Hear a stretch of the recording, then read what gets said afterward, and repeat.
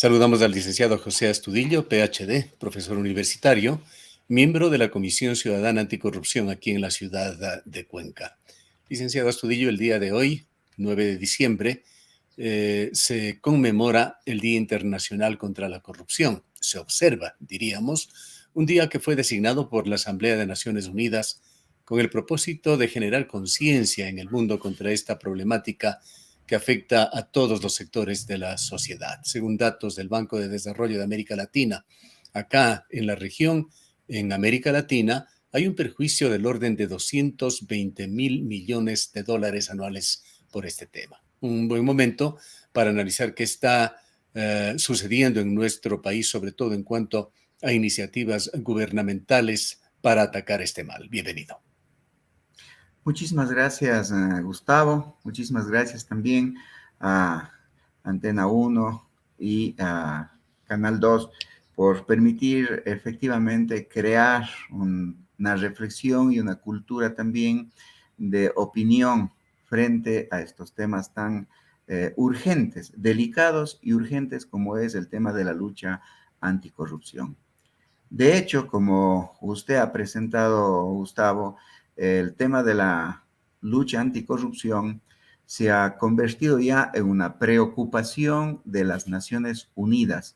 Y las Naciones Unidas no solamente que en la Asamblea ha dedicado al día 9 de diciembre como el Día de la Lucha de Anticorrupción, sino que desde noviembre está ya lanzando algunas campañas para generar una cultura pues de el buen uso de los fondos públicos, de los bienes comunes, y en este sentido pues ha lanzado esta campaña para reflexionar, por ejemplo, con lo que pasa sobre los objetivos de desarrollo al 2030.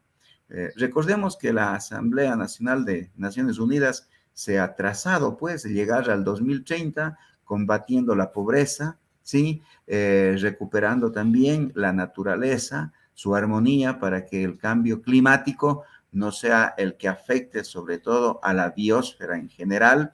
Ha puesto también un énfasis en el tratamiento del COVID y la generación de las desigualdades.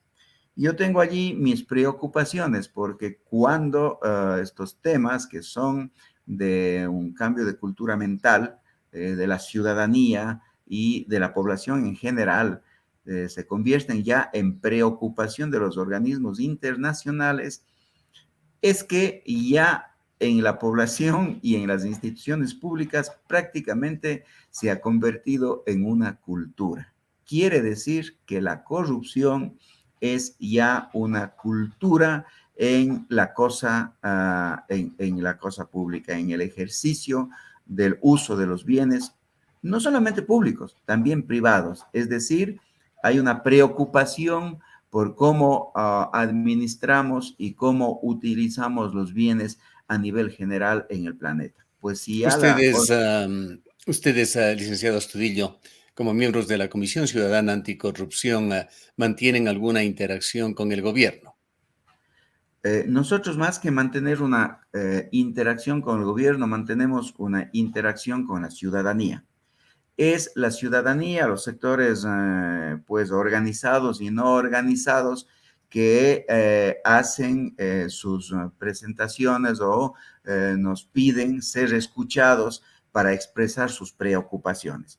¿Cuál es la interacción que tenemos nosotros con el gobierno o con los órganos de control del gobierno? Es que después de recibir estas preocupaciones que tiene la ciudadanía, las hacemos llegar o trasladamos a los órganos de control, que son los que deben, pues, hacer las investigaciones debidas y posibilitar las sanciones del caso. De hecho, observan cada paso que da el gobierno con este tema y además con los hechos de corrupción que son un mal endémico del país. En todo caso, es importante conocer qué está haciendo el gobierno de Guillermo Lasso sobre este tema. Fue un compromiso, uno de los más importantes durante su campaña electoral. El presidente anunció en su momento que incluso acudiría a la asistencia de entidades internacionales como Naciones Unidas, conformó alguna comisión, que más que comisión se configuró en un representante, Luis Verde Soto, ex CNE. Y recientemente, a mediados del mes de septiembre, firmó con el Sistema de Naciones Unidas un memorándum de entendimiento. Sin embargo, hasta el momento que nosotros conozcamos, no se ha plasmado por escrito ni en ese documento ni en un decreto ejecutivo la creación y conformación de una nueva comisión anticorrupción. Por allí hay informaciones un tanto confusas. Se ha dicho que el gobierno configuró alguna comisión, pero que estaba integrado exclusivamente por miembros del gobierno, algunos miembros del gabinete y de algunas entidades del Estado. Se criticó porque no se puede ser juez y parte en estos temas y se desvalorizaba al no tener un componente de la sociedad civil. En todo caso, ¿qué es lo que está haciendo el gobierno desde el punto de vista de ustedes? ¿Hay participación o no de la sociedad civil en la integración de estas veedurías o contralorías sociales? En este momento hay una convocatoria justo para el día de hoy en la Universidad Andina. Se ha convocado para que desde el gobierno de Guillermo Lasso va a presentar a la Comisión Nacional Anticorrupción y también a la Secretaría Administrativa y va a decir cuáles son los lineamientos que va a seguir esa Comisión Nacional Anticorrupción. Pues estamos esperando la hora, porque es a las 11:30, para que desde la visión del Estado nos digan cuál va a ser este sistema de control. Pero recordemos también que nuestro país es de los poquísimos en el mundo, sino el único país en el mundo que tiene una quinta función, la función justamente de control social y de control y lucha contra la corrupción, que es el Consejo Nacional de Participación Ciudadana. El Consejo Nacional de Participación Ciudadana tiene la responsabilidad, no es que tenía, tiene, dice en su conformación el hecho de generar una cultura de la participación y de lucha contra la corrupción. También tiene a su cargo nombrar las autoridades del país. Pero nosotros hemos visto que en su accionar está ocupado de ver cómo nombra a las autoridades del país y está en el juego del nombramiento de las autoridades del país, pero se ha despreocupado de estas tareas fundamentales por las que se le creó, que la ciudadanía participe en la cosa pública, que la ciudadanía se involucre en la planificación de las obras públicas, de las leyes, de las normas, de la organización del territorio y que la ciudadanía, después de que planifique, controle esa acción pública de los programas, planes y proyectos. Allí tenemos un vacío con la comisión, el Consejo de Participación Ciudadana. Está también una comisión anticorrupción, evidentemente la Comisión Nacional Anticorrupción, que tiene sede en varias provincias, a la que yo, en este caso, muchos pertenecemos a esa comisión que fue nombrada desde las organizaciones de la sociedad civil. El tema de la lucha anticorrupción debe tener un componente fundamental que es el tema de la legitimidad, ¿sí? Es importante que los organismos, que las organizaciones de la lucha en contra de la corrupción vengan de las instituciones, tengan un andamiaje también legal importante, pero si no tienen desde la ciudadanía una legitimidad, una confianza, pues muy poco podrán hacer los organismos de control social y de lucha contra la corrupción. Porque el tema de la anticorrupción tiene que ver con un tema de ética, de credibilidad. ¿Qué es lo que ha pasado en este momento? Hay una crisis en las instituciones, en todas las instituciones hay una crisis de representación y una crisis de credibilidad. Ahora, la credibilidad se la gana también a través de acciones efectivas. Y Así es. analizando lo que ha pasado en el país en los últimos años, el resultado es realmente lamentable en cuanto a falta de efectividad, reflejada, por ejemplo, en el perjuicio del orden de 70.000 millones de dólares por la corrupción. cifra que es la que sostiene oficialmente Guillermo Lasso. De estos montos se ha logrado recuperar en dos gobiernos una cifra ridícula inferior, bastante inferior a 10 millones de dólares. Y recibimos frecuentemente lecciones de ética y moral que la pregona, por ejemplo, un presidente prófugo, Rafael Correa, como lo hizo en esta semana desde Buenos Aires, y hay otros personajes corruptos a quienes se les comprobó haber recibido millones de dólares de una empresa brasileña corrupta también como el tío del señor Glass, pasando ya a detención domiciliaria. Más allá de las cifras, pues que efectivamente están dadas, 70.000 millones de dólares de perjuicio de lo que solamente se ha conseguido 10.000 millones de dólares. Está el tema 10 millones o menos. Creo que 10 son 4 millones y millones medio, la cifra efectiva que se ha logrado recuperar. que no es nada, que no es nada. La lucha contra la corrupción no tiene que ver solamente con una persecución a través de los órganos de control. La lucha en contra de la corrupción tiene que ver con la efectividad de la devolución de los bienes que han sido pues perjudicados o han sido malgastados. Es decir, el error tiene que ser reparado de una manera efectiva. Sin embargo, a mí me parece también que una de las cosas que ha pasado en este país es que a través de los órganos de control o a través de las instituciones no se hace otra cosa sino que sacar una revancha política o sacarse el clavo de alguna manera. Entonces se está esperando llegar al poder para utilizar los órganos de control y a través de eso, pues, hacer una persecución personal, política, revanchismo político, etcétera. Lo que quiero decir es que los órganos de control del Estado han perdido efectivamente ese nivel de credibilidad porque no han logrado una recuperación efectiva. Digamos, en términos muy concretos, la corrupción no solamente se lleva dinero en cifras, se lleva pues vidas. Es decir, la corrupción hace que muchas personas a nivel de salud no tengan acceso a hospitales, no tengan acceso a medicinas. Es decir, no podemos nosotros normalizar que ahora, por ejemplo, en el Seguro Social, que es una institución nuestra, una institución de los afiliados, una institución que tiene dinero porque aportamos. Quienes somos asegurados sabemos que cada mes nos descuentan un dinero para el seguro, por lo tanto hay dinero, pero cuando vamos al seguro no hay medicinas.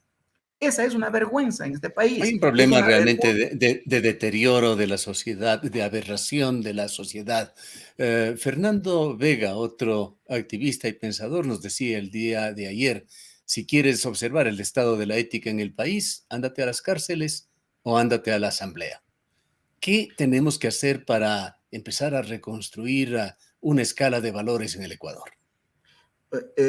Algo que me parece extremadamente fuerte que está pasando es que normalizamos esas situaciones, como acabo de decir del seguro, pero también nosotros normalizamos que en las cárceles, por ejemplo, sí haya una masacre y que la gente comience a jugar con una cabeza como si fuera una pelota de fútbol. O de la última masacre, pues yo he estado allí un poco cercano porque hemos estado esperando el cadáver de uno de los activistas de Molleturo que ha sido asesinado, una persona que no estaba sentenciada, que estaba esperando enero para tener una posible salida, que ya pasó al pabellón de mínima seguridad y que fue asesinada y que todavía no entregaban con prontitud porque no encontraban sus restos, habían sido borradas las huellas, pues de las personas hicieron una pila de carne humana y quemaron. O sea, no podemos soportar en este país que eso suceda en las cárceles y que no haya la voluntad política para poner un control allí. Las cosas de la corrupción se miden muy sencillamente en estas acciones cotidianas. falta de salud, falta de acceso a la educación. O sea, tenemos que decir que hay un índice elevado de suicidios en los jóvenes porque no tienen esperanza de un futuro. No tienen esperanza de un futuro porque no tienen acceso ni a educación ni a trabajo. No podemos taparnos los ojos y callar y decir que la corrupción ha hecho que la gente comience una nueva ola migratoria y una nueva ola migratoria con riesgos y con peligros mucho más que en las olas anteriores. Ahora se sabe que efectivamente es un riesgo de muerte. La gente se lanza literalmente al abismo. Y cuando digo se lanza al abismo, no estoy diciendo figurativamente, estoy diciendo de la manera más real. Tienen que subir al muro para lanzarse al abismo, el muro entre Estados Unidos y México, y pues si sobreviven, continuar la caminata.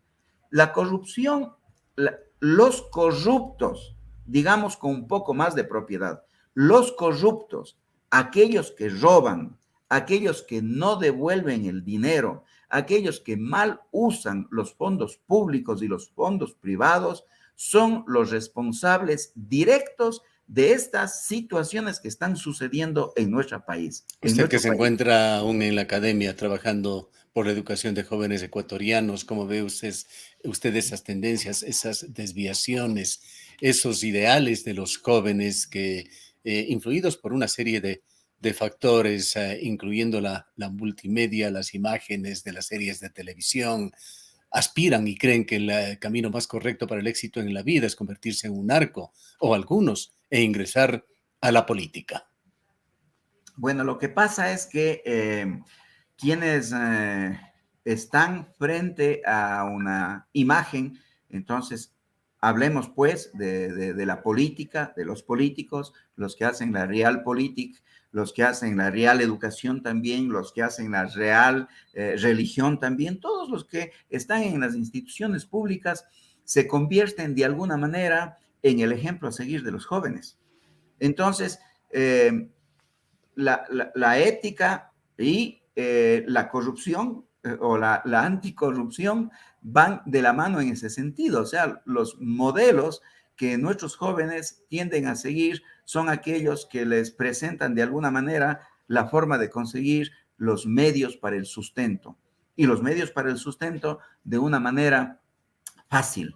Entonces, claro, una sociedad que está manejada por las mafias, una sociedad que está manejada por el narco, se convierte también en un ejemplo para los jóvenes. Y los jóvenes tienden, pues, a seguir esos patrones. Hay películas que demuestran que en algunas sociedades, en algunas ciudades, se les pregunta a los jóvenes qué es lo que quieren ser de grandes y dicen, bueno, yo lo que quiero ser de grande es el capo, ese que aparece en la televisión o esa persona que con la fuerza, con la manera violenta, hace que las cosas sucedan y que sean de beneficio para la persona. Culminemos, sociólogo Astudillo, con una reflexión sobre este Día Internacional contra la Corrupción. A mí me gustaría tocar un tema que tiene Francisco, el Papa Francisco, sobre la corrupción y está en el texto de En nombre de la misericordia, un texto que es prácticamente escrito por una periodista, Andrea Tornielli, y que son preguntas que le saca al Papa Francisco. Le pregunta al Papa Francisco, ¿qué es eso de la corrupción y del perdón? Porque el Papa Francisco hace una diferencia entre lo que es corrupto y aquello que puede ser un error. Entonces, Francisco dice, nosotros en la vida cometemos errores y podemos cometer errores, efectivamente. Pues él en su tema eclesial lo llama un pecador. Pero alguien que comete un error, un pecador, se arrepiente, devuelve, ¿sí? Recordemos este pasaje bíblico, ¿no? De Mateo que cobra los impuestos. Devuelve 7 veces lo que has cobrado, 7 veces lo robado. O sea, devuelve, pues uno puede ver efectivamente que allí hay una forma ética de reconocer y de mejorar. Pero Francisco dice, el corrupto, en cambio, oculta lo que considera para sí no es auténtico, se hace esclavo, se enmascara en un vicio con la educación que ha logrado, logrando siempre tener solo apariencias. El corrupto está tan encerrado y saciado en la satisfacción de su autosuficiencia que no se deja cuestionar por nada o por nadie. El corrupto es también un corrupto moral, es decir, se cree que tiene la verdad. Y Francisco dice, este corrupto construye una doble vida, ha perdido la capacidad de sonrojarse, ha perdido la capacidad de tener vergüenza, es un desvergonzado, no tiene vergüenza. ¿Por qué? Porque tiene una doble vida, una doble vida. ¿Cuántos personajes se nos cruzan en la mente escuchándole a ¿Cuánto? usted?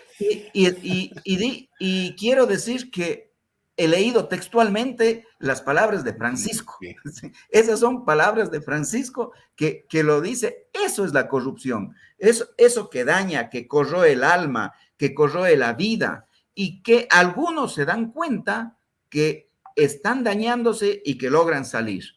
¿Qué tienen Gracias. que hacer? Devolver lo que han tomado, devolver las vidas, las vidas. Esto quiero yo recalcar, devolver para que otras personas puedan tener salud, puedan tener educación, puedan tener alimento, porque han quitado el pan de la boca, porque les han quitado la matrícula, porque les han quitado una consulta médica, no pueden ir al médico, están Bien. enfermos. Eso. Gracias, licenciado Astudillo, Muchísimas por habernos gracias. acompañado. El licenciado José Astudillo es especialista en sociología, en educación, es PhD, profesor universitario y miembro de la Comisión Ciudadana Anticorrupción en la ciudad de Cuenca.